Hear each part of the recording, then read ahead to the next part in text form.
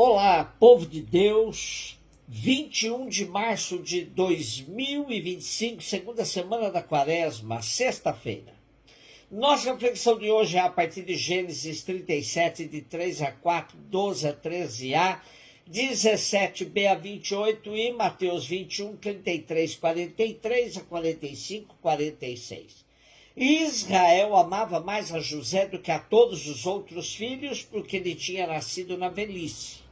E por isso mandou fazer para ele uma túnica de mangas longas. Vendo os irmãos que o pai o amava mais do que a todos eles, odiavam-no e já não lhe podiam falar pacificamente. Ora, como os irmãos de José tinham ido apacentar o rebanho do pai em Siquém, disse Israel a José: teus irmãos devem estar com os rebanhos em Siquém. Vem, vou enviar-te a eles. Partiu, pois, José atrás de seus irmãos e encontrou-os em Dotaim. Eles, porém, tendo-o visto ao longe, antes que se aproximasse, tramaram a sua morte. Disseram entre si: aí vem o sonhador. Vamos matá-lo e lançá-lo numa cisterna. Depois diremos que um animal feroz o devorou. Assim veremos de que lhe servem os sonhos. Rúben, porém, ouvindo isso, disse-lhes: não lhe tiremos a vida. E acrescentou: não derrameis sangue, mas lançai-o naquela cisterna no deserto, e não o toqueis com as vossas mãos.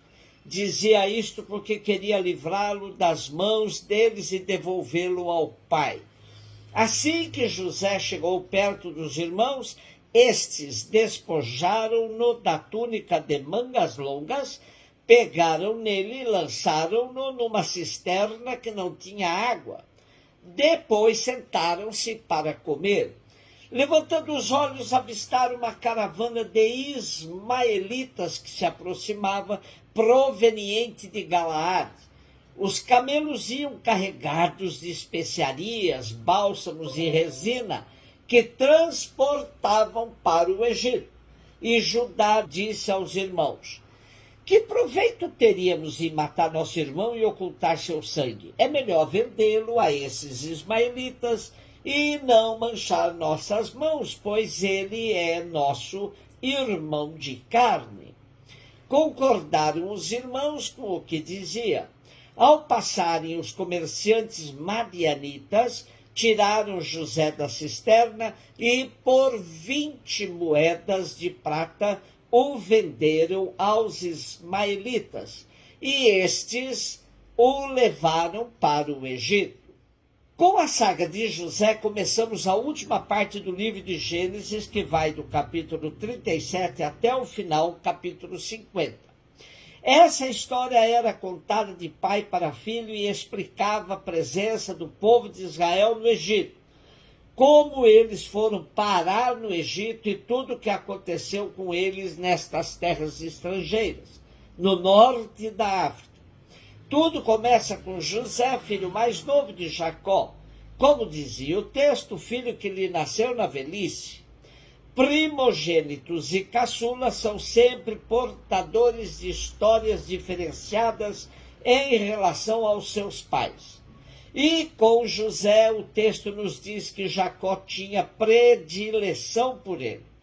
Essa preferência de Jacó por José despertou o ciúme dos irmãos, que tramaram para ficarem livres de José.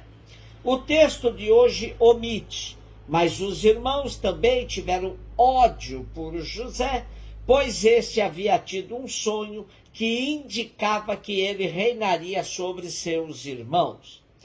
Na história ainda se destaca a atuação do primogênito de Jacó, o mais velho dos irmãos, Rúben, que interveio evitando que José fosse morto, mas apenas vendido.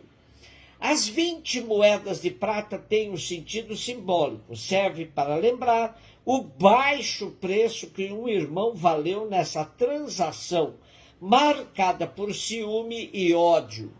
Jacó e seus filhos vão ter uma história, que somente não é mais trágica porque José manifestou misericórdia quando pôde dar o troco, praticar a vingança e não o fez. Porém, é bom lembrar a tramóia que Jacó também fez com seu irmão Esaú, comprando-lhe o direito de primogenitura por um prato de lentilhas. A vida nas tribos se revela cheia de intrigas entre irmãos, mostrando que cobiça e inveja sempre marcaram a história da humanidade.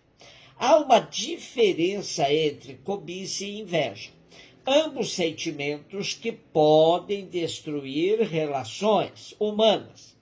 A cobiça consiste em desejar o que é do outro e pode provocar verdadeiras tragédias, até mesmo no seio familiar. Já a inveja consiste na tristeza de alguém por ver outra pessoa progredir.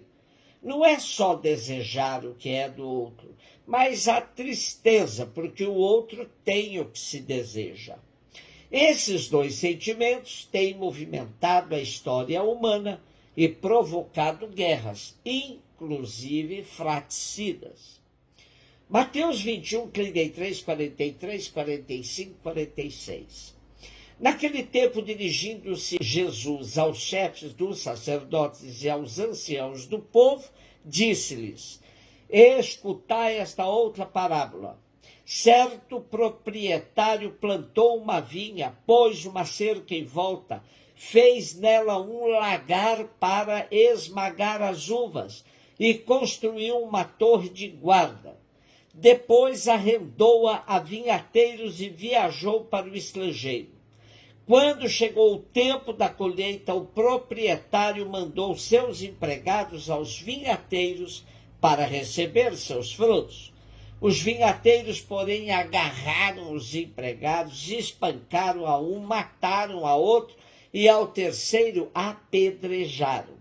O proprietário mandou de novo outros empregados, em maior número do que os primeiros, mas eles os trataram da mesma forma. Finalmente, o proprietário enviou-lhes o seu filho, pensando: o meu filho eles vão respeitar. Os vinhateiros, porém, ao verem o filho, disseram entre si: esse é o herdeiro, vinde, vamos matá-lo e tomar posse da sua herança.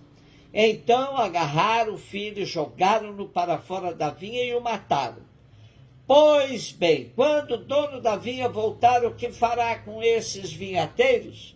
Os sumos sacerdotes e os anciãos do povo responderam: com certeza mandará matar de modo violento esses perversos e arrendará a vinha a outros vinhateiros que lhe entregarão os frutos no tempo certo. Então Jesus lhes disse: vós nunca lestes nas Escrituras: a pedra que os construtores rejeitaram tornou-se a pedra angular? Isto foi feito pelo Senhor e é maravilhoso a nossos olhos. Por isso eu vos digo: o reino de Deus vos será tirado e será entregue a um povo que produzirá frutos. Os sumos sacerdotes e fariseus ouviram as parábolas de Jesus e compreenderam que estava falando deles. Procuraram prendê-lo, mas ficaram com medo das multidões, pois elas consideravam Jesus um profeta. A parábola de hoje parece de fácil interpretação, pois, da maneira que Jesus a contou, seus interlocutores entenderam rapidamente que Jesus se referia a eles mesmos.